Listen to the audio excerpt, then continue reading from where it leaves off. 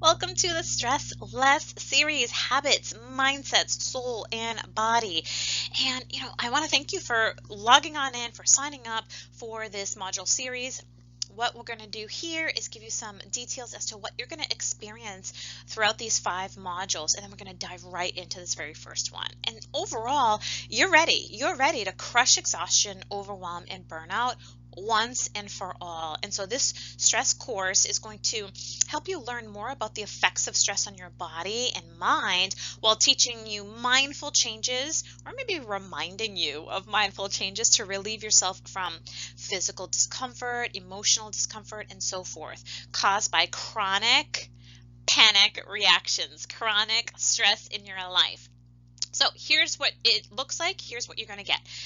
There's 5 modules, 5 in-depth modules with video lessons that get to the core of the root of your particular stress, how it's affecting your body, and all the tools and resources that you need to reduce stress naturally and improve your overall health dramatically. So you're going to get these video lessons, 5 of them, 1 for each module. Also, for each module, you're going to get a workbook, a beautiful workbook that helps guide you through each step and of the program with introspective activities to really help you dig deeper and reduce your stress. Then we're going to install some videos, extra bonus videos in each of the modules, which reflects some group training that we've had around these particular concepts. And so you can listen to them as an optional, as a bonus, to really help you think about some of the challenges that you're facing relative to what the group discussion is all about. And then finally, we will wrap off with a session. I will invite you to hop on a call with me, should you choose, as part of your package, to really just reflect on what you experienced, to understand how you can really make specific customizable changes, small incremental changes to your own lifestyle. So you do get that 30-minute free session with me as a result of purchasing this package here. So thank you. And let's get going. So this session here, module number 1, is the effects of stress on your body and mind. So let's go ahead and dive into the effects. If you're wondering who the heck is talking to you, I'm Dawn Reby. I'm a keynote speaker. I travel all over the globe to share wellness strategies and productivity strategies with first responders, law enforcement, fire, EMS, and similar all over. I'm so thankful for those experiences. I'm a best-selling author. I'm thankful to have had a team to help pull together some resources for folks. I'll show you where all of that is. I'm a certified trainer for law enforcement building analytical capacity, a subject matter expert in the law enforcement community, and also a private coach and a certified health coach.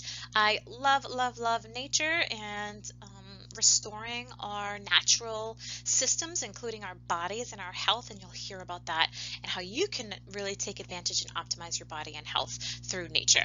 And of course, Joy Catalyst. I love sharing joy with, particularly with service-based providers, law enforcement, fire, and EMS, and as well as hospital folks and so forth, because we are the ones who give our hearts and souls to our careers. And so it's important for us to understand how to receive that joy as well. So me and my team over at Excellence in Analytics EIA Coaching, we help transform these service-based and emergency response professional leaders into successful and joyous professionals.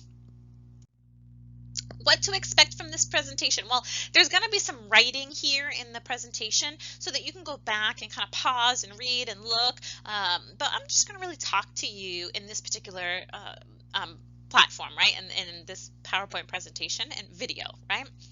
So if you feel like you're struggling with stress and burnout, you're really going to start to recognize the signs of that, right? So if you're not sure, we're going to give you some details as to what to be aware of, what to look for in yourself or in others to see if you, in fact, are really on the verge of burning out.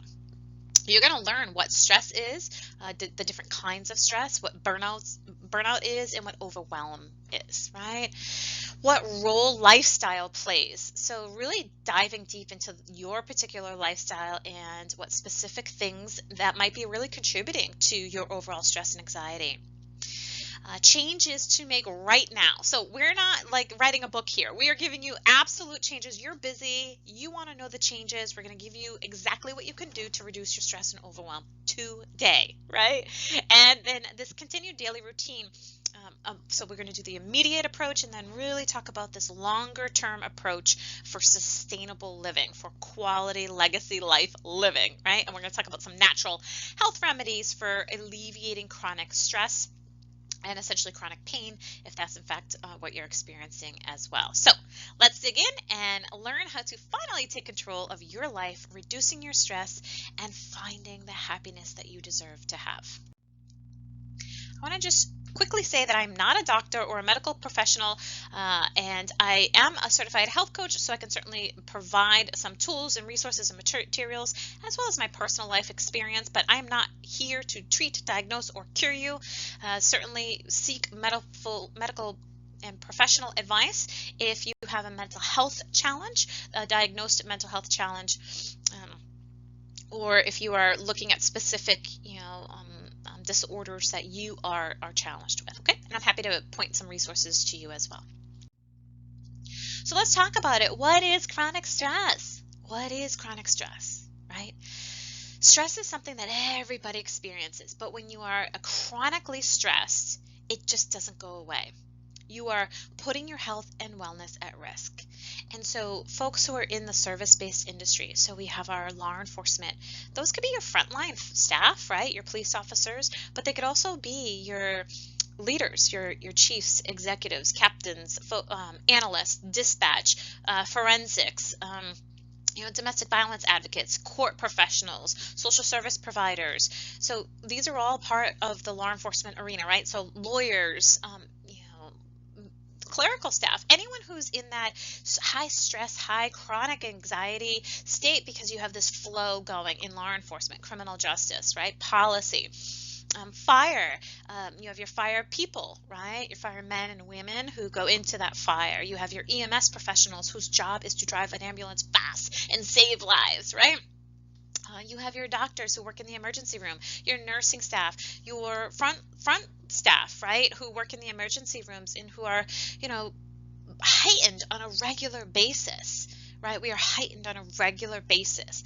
That's chronic stress. So chronic stress can also be really good, right? So if you're a runner and you're running on a regular basis, several miles a day, maybe 3, 4, 5, 6 miles a day, you're trying to run a marathon. That's chronic stress on your body. So there could be multiple levels of chronic stress, but particularly in the fields of law enforcement, fire, EMS, and other service-based professional fields and industries, we are generally in these chronic states. I'm thinking about the law enforcement analyst or the dispatcher, never knowing what they're going to get on the other end of that call, and their job is to save, right?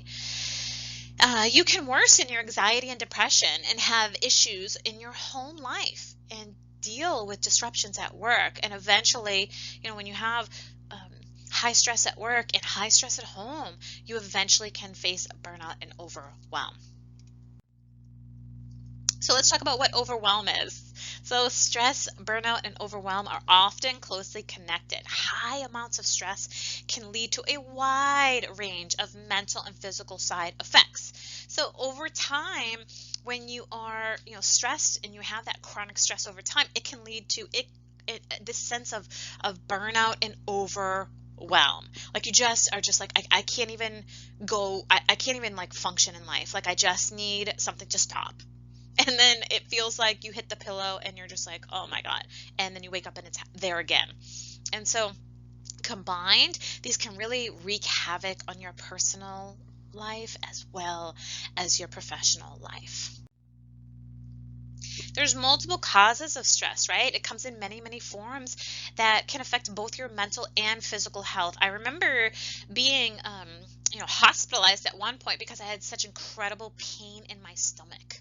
I was so stressed out that my body was saying, stop it. And they were like, there's nothing physically wrong with you other than we have inflammation in your stomach, Dawn, and that's how my body was reacting. Stress is normal and something everyone experiences, but that doesn't mean it isn't serious, okay? It doesn't mean that it isn't okay. And so you should always take your stress very seriously and treat it just like you would any other health condition you have. So I see this all the time. Someone has cancer and they're going to the doctors. Someone breaks their leg and they go to the doctors. Someone has chronic stress and they're like, I should just push through it. And the reality is we're not pushing through that broken leg. We're not pushing through that cancer. And we shouldn't push through chronic stress. In order to find the right treatment, it is important that you take a step back and really figure out where your stress is coming from. So there are a couple of top natural causes of stress. Number one, not taking care of yourself. Raise your hand, even if you're by yourself. Are you not taking good enough care of yourself? Maybe you're not paying attention to yourself in terms of nutrition. You're just shoving food down your throat because you're in a rush. You're not eating mindfully. You're just taking food that you know is going to upset your stomach and you're eating it, right? Maybe you have relationship issues, even when they aren't super obvious. Maybe you have some internal stuff going on in your relationships that is causing high anxiety and this chronic stress for you. Daily annoyances, like those little teeny things that scratch you, like a little mosquito scratching at your back, right? Those little, they don't feel really big, but in the end, they're super annoying and it adds up. Top cause, social media. Are you diving in and letting social media run your thinking? Big cause. And we're going to break some of these down. Being messy and disorganized can actually be a really big cause of stress, overwhelm, and anxiety. When you can't find things, when you feel disorganized, you keep on losing things, everything is messy, your car, your workspace, your appearance, these can also be top causes of stress.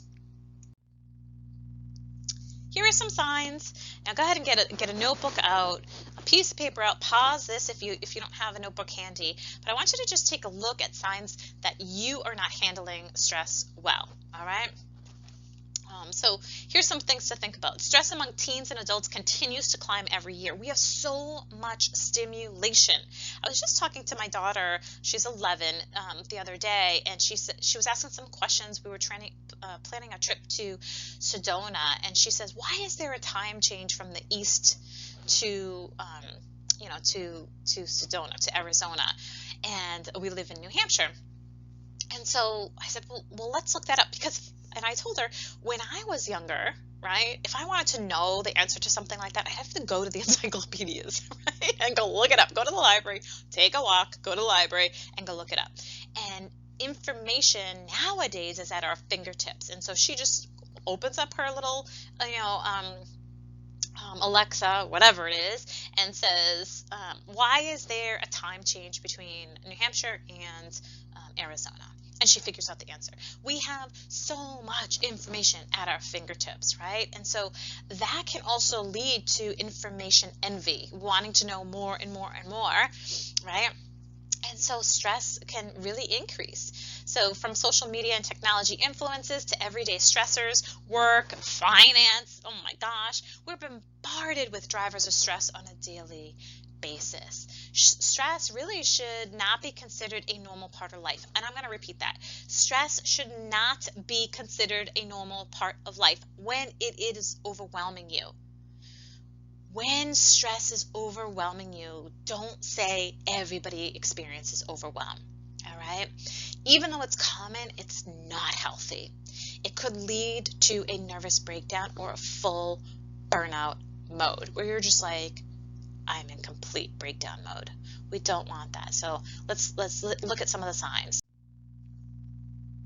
So here's some stuff in that journal, on that piece of paper that you just grabbed to start asking yourself. Know when it's time to get a handle on your stress. Are you experiencing some acne on your back? Do you constantly feel overwhelmed? Do you have any physical pain, right? Do you wake up and your back is always hurting, your legs are always hurting? Are you struggling with low energy, lack of productivity? Are you like, oh my God, one more thing, oh my goodness, one more thing, right? Your personal relationships might be suffering. Maybe you don't even have personal relationships. Maybe you forgot what your husband and wife look like because you haven't seen them or spent time with them. Maybe your friends, you're like, it's been years or months since I've talked to my friends, right? So your personal relationships are struggling.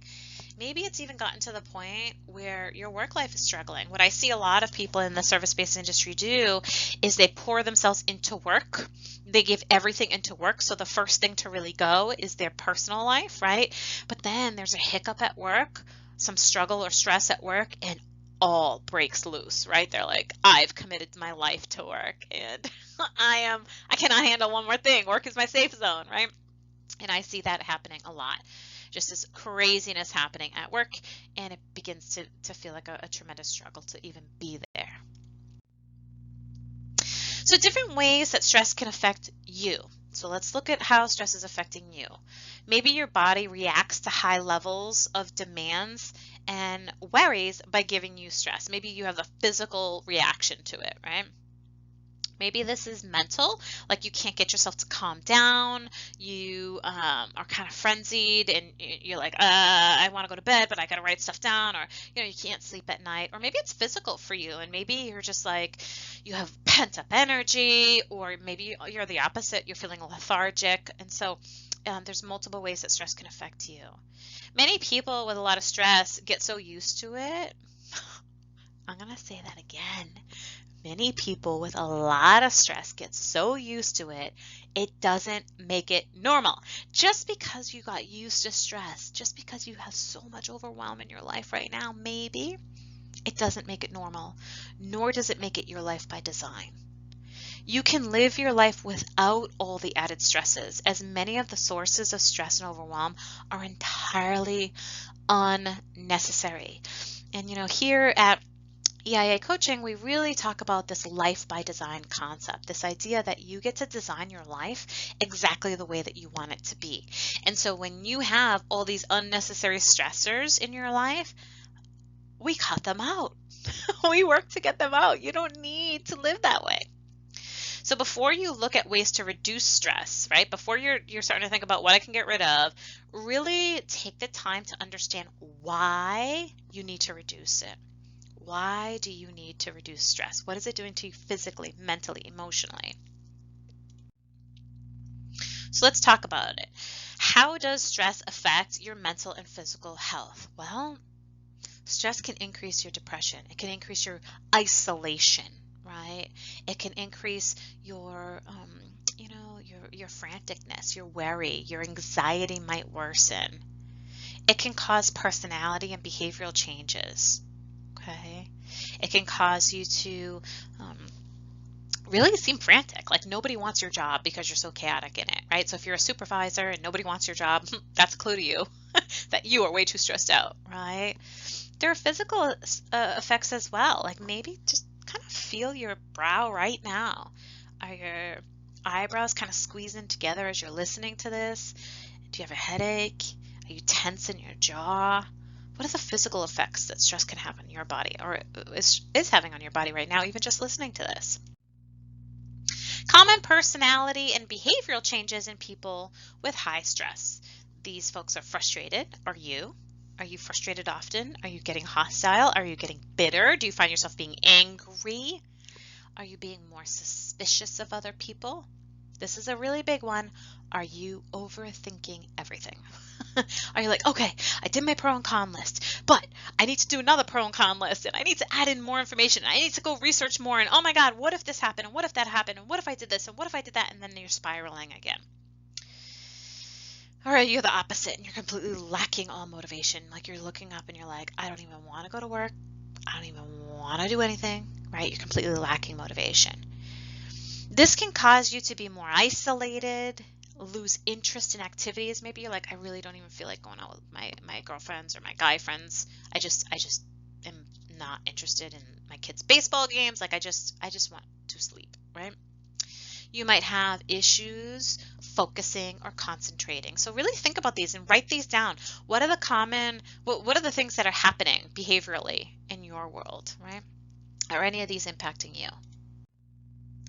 If you're someone that seems to always stress out and you're constantly looking for more to add to your plate. Okay, let me talk about this for a second. Instead of managing the stress that you already have, are you addicted to stress? Are you regularly saying yes or even looking for other projects to do. When you have 1 hour to yourself and you're like, okay, what can I get done? Is that your immediate response? Okay, what can I get done? What else can I do? What else can I achieve, right? Are you constantly looking to add more to your plate? This is often linked to being overworked, being a perfectionist, right? You did the report, but you have an extra hour, so you're going to go back and look at that report 7,500 more times because you want it to be perfect. And the thought is that you're going to accomplish more, and when you accomplish more, you're going to be better off, you're going to be, smarter, you're going to be a better value to your team. These are the things to look for. So, my question for you is, are you addicted to stress? All right, so can you be addicted to stress? The answer is yes. Yes, you can be. And here's how. It's often hard to determine if you are addicted to stress, especially if you're so used to being in it, right? So if you're always in stress and you're like, my life is so stressful, right? It might be very difficult for you to determine when stress is a problem and when it might be actually something that you're seeking out. I remember a time in my life where I just couldn't relax, right? I was just like, okay, I completed that. Now let me move on to the next thing, right? And let me go find the next thing to do. Let me seek out something else that I need to put my thumb on, right? And so in a sense, I was deeply addicted to chronic stress. I didn't know a lifestyle other than working 3 jobs, other than hustling and saving and, skipping lunches. Like I didn't know another life. So when I did get that time, I was like, oh, I gotta do something, maybe laundry or something else, right? And so I kept on bringing in more stress. It's like against itself a little bit, right? You just keep on bringing in more stress. Here are some common signs that you might be addicted to stress. All right, so get out those journals, right?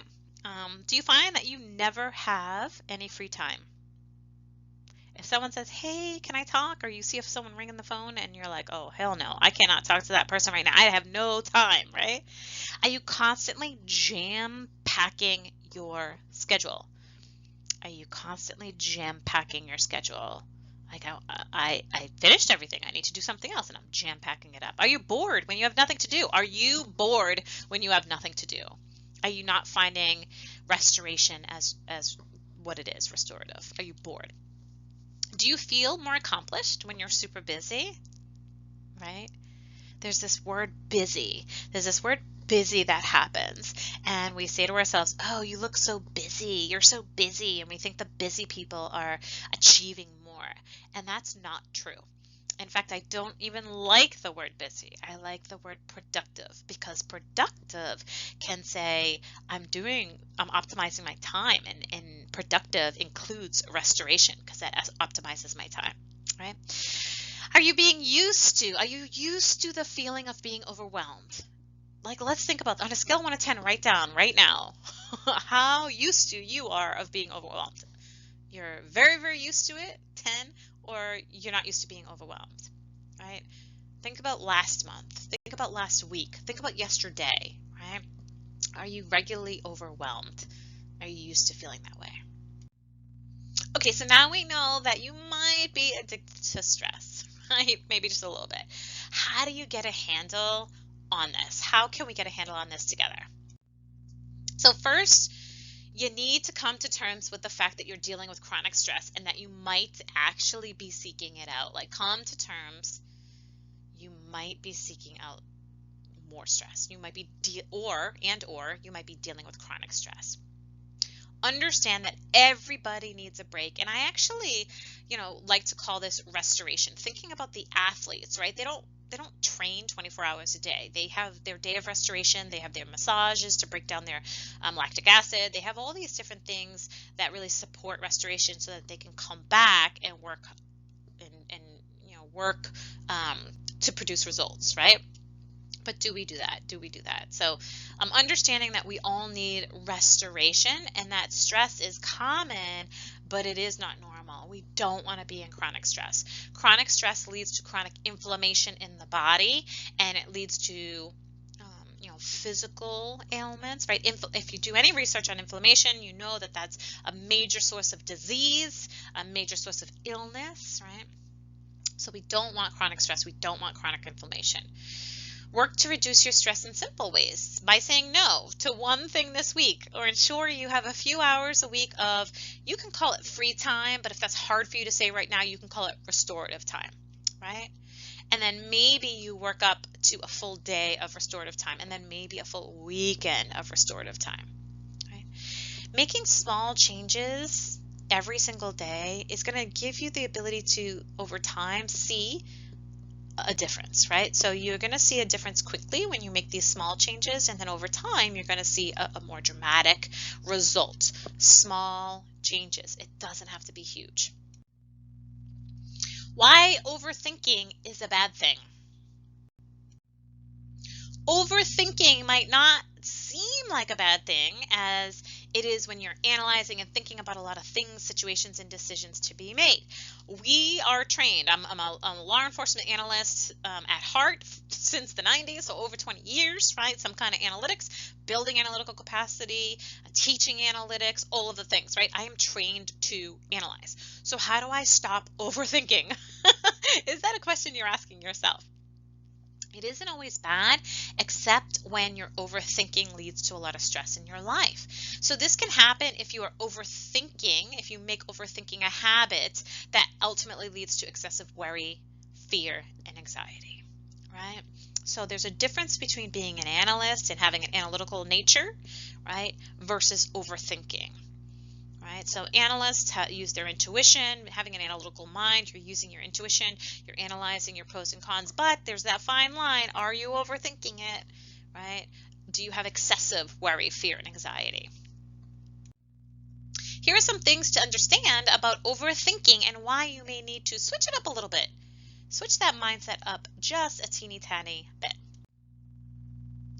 So overthinking is often accomplished by overanalyzing every little thing. Oh my Lord, do you find that you're looking at things, you're constantly having these worrisome thoughts creep into your mind? What if this is wrong? What if there's a spelling error? What if this isn't good enough? What if they don't like it? Like all these fears trick you, right? And then you're not able to make a decision, right? So you say, oh, I did my pro and con list, but I really don't know, what's the best decision? Should I sell my house? Should I not sell my house? Should I send my kid to private school? Should I not send my kid to private school? What should I do, right? So you're like, and I can't make a decision. So this goes from being normal, right, pro and con lists, to becoming a problem when it gets excessive, and it can really have negative effects on your life. You're not going to sleep. You're not hanging out, you're not taking good care of yourself. You might have difficulty producing a solution to a simple problem, or you may even get anxiety or get depressed over these exaggerated thoughts, and you might have some constantly obsessive thoughts that bring your mood down. Now, here's what I have found. When folks are working, they're so in tuned with the thing, but as soon as they stop working, now that's when these obsessive thoughts come in to their mind. So then they turn around and they start working some more because they want to have some flow happening, right? And they're good at work.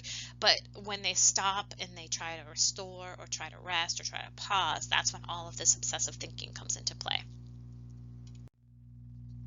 Why is it bad for you? Well, if you do have an underlying mental illness, it can actually trigger it, right? So if you suffer from anxiety, depression, any of the mental health disorders, mental health illnesses rather, then this might actually trigger it for you, this overthinking piece. It makes problem solving incredibly difficult when you just keep on spinning. Like you're spending hours doing something, hours researching, and you're simply not making a decision, right? And it affects your sleep.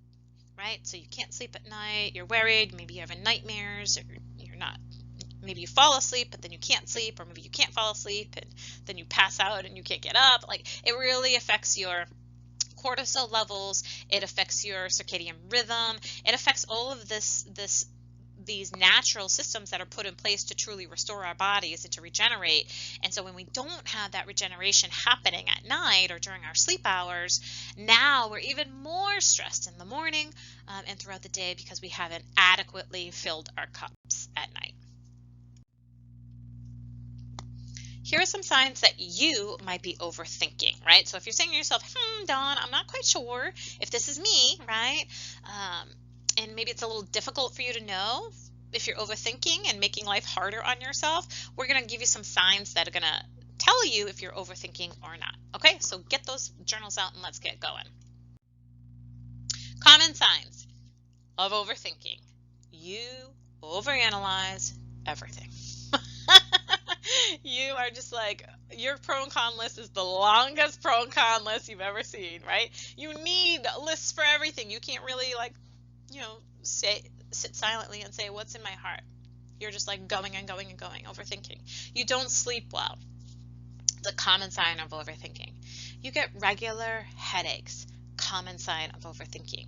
You have a habit of ruminating, right? Just not being able to move past certain things. That's a sign of overthinking.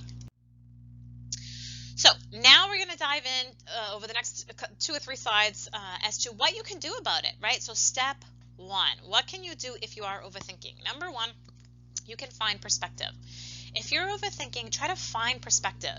Be aware of what causes you to overthink and look for the realistic approach. And this series, as we move throughout, is going to give you some actionable steps that you can take. Right now, it's pretty big overall macro summary of this, right?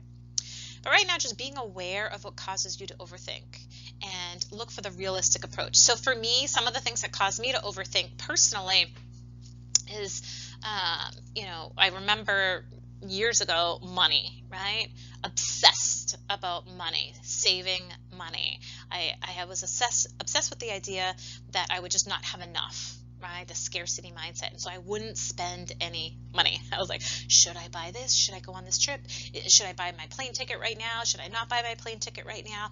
Is this a good time to buy it? Is it not a good time to buy it? Will it be on sale next week? I have to watch the air flights if I in fact was taking vacation. So I remember being almost obsessive, right? Instead of just picking a place and going, like, okay, if something bad happens, we'll get through it, right? But pick a place and go.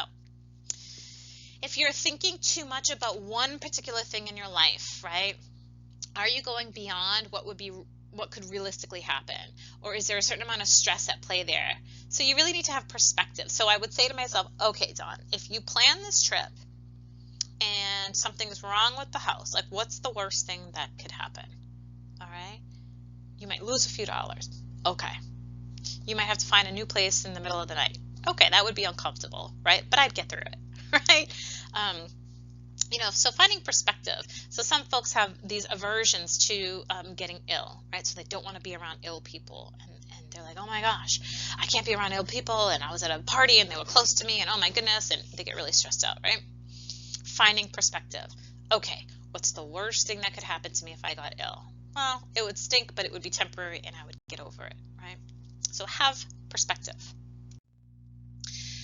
Step number 2, be more mindful. Mindfulness is a great way to stay present and understand what you have been overthinking, but not allowing them to overwhelm you. So there's multiple practices around being mindful that we're going to get into in this and other series. So really being mindful is a wonderful way to reduce overwhelm. Being present, being here, being mindful in the today and in the now is one of the key things that you can do. This was something that I really struggled with, how to be mindful. A lot of it was, for me, was how do I get present? Like, what do I physically do? Give me an example. The analyst is coming out at me. Give me an example. I can't just be mindful. Like, tell me how to do it. And so we're going to share with you exactly how to do that throughout the series and beyond. Step number 3, journaling is a wonderful way to stop overthinking. Journaling allows you to keep it from really stressing you out and cluttering up your mind, and it will give you some clarity. Seeing things on paper will give you some clarity. You can really figure out where you are analyzing things and figure out why you have been overthinking so much. So sometimes when things are written out, you can really understand what your mindset is, what's happening with your mindset, what's happening with your process, right? And so developing those pro and con lists and, or journaling or writing out what's the biggest challenge that could happen? What's the biggest thing that could happen if you chose this, right? Writing that out will really help you figure out, what you've been overthinking and maybe why. And that concludes Module 1, Effects of Stress on Your Body and Mind. And so really looking at the causes and looking at, key things that are impacting you and impacting your overwhelm, your stress level. Are you addicted to stress? Some of the key things that you can do to alleviate that today, right? And of course, the next part, we have 4 more parts of this module, of these modules, right? 4 more parts of this stress less course that we're going to really dive into what you can do. So module 2 is next, daily changes and habits to help relieve your stress, relieve the stress that you're experiencing.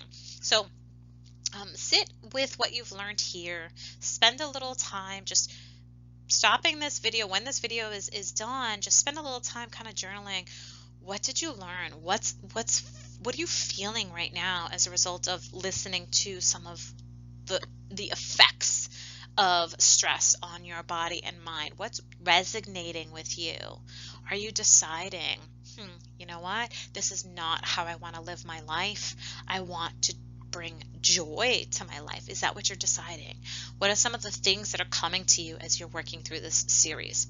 So once you've done that, and only when you've done that, go on to Module 2, Daily Changes and Habits to Relieve Stress. See you over there.